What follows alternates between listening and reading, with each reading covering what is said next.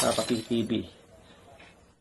Magandang gabi mga Kapapi TV. Pinag-request nga pala isang netizen sa atin na kung paano daw magluto ng sinigang na bangos. Sige, uumpisahan natin.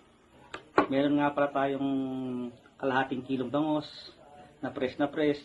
Yan ang gagamitin natin. Sitaw, saka okra, sili, ayan, kangkong,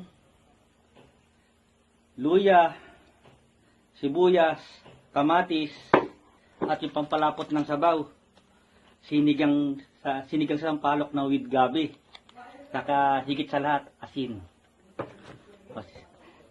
Saka mapapainit lang muna tayo ng tubig. Medyo maingay sa labas eh. Sige, mamaya na lang ulit. A few minutes later. Mga Kapapi TV, ayan, kumukulo ng tubig. Lagyan natin ang asin muna.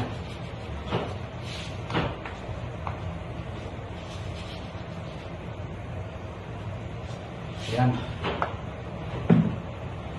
Sunod natin yung luya, sibuyas,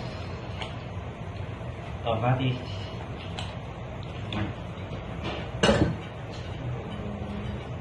Sige, mamaya na ulit. Mga Kapapi TV, kumukulo na pala. Pwede ilagay na natin itong sili,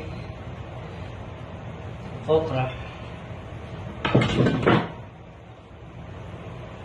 sitaw, sige, ulit. A few moments later. Kapapi TV, lagay na natin yung bangos. Shoutout nga pala kay Arnel Kobe. Ito, maluluto na yung request mo.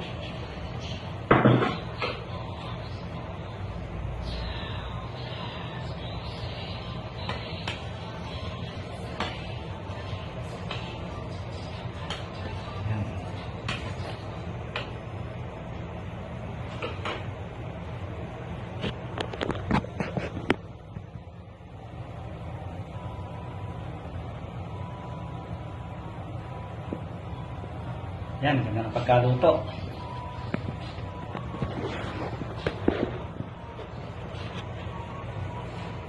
Kuha natin ulit. Hintay natin kumulo.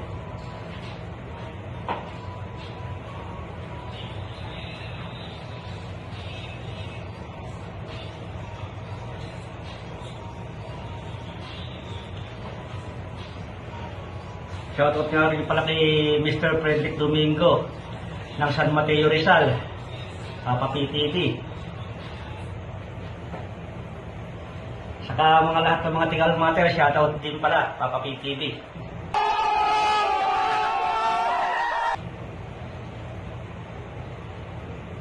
Lalo kay Mr. Ong and Mrs. Ong, shoutout, Kapapi TV.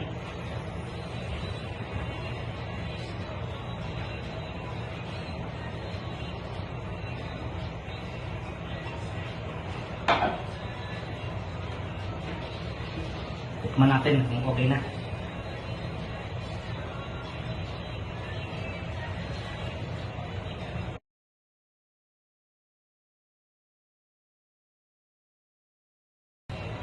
Okay na.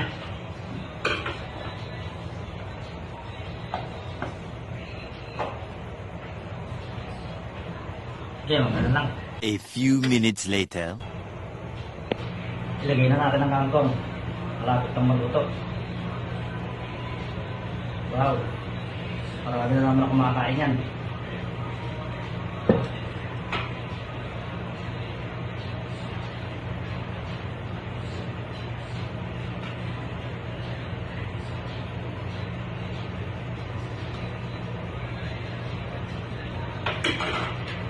Ilagay na natin yung sinigang sa palok na with gabi.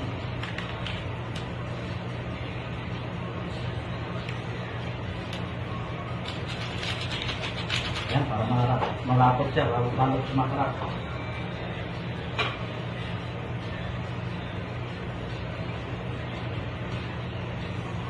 Shoutout din pala kay Ronald Malubag ng Italy.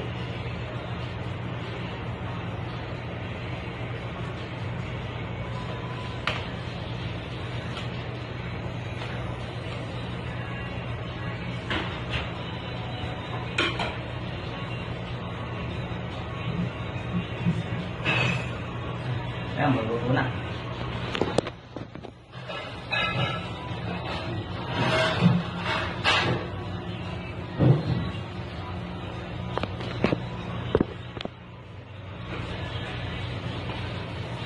Action!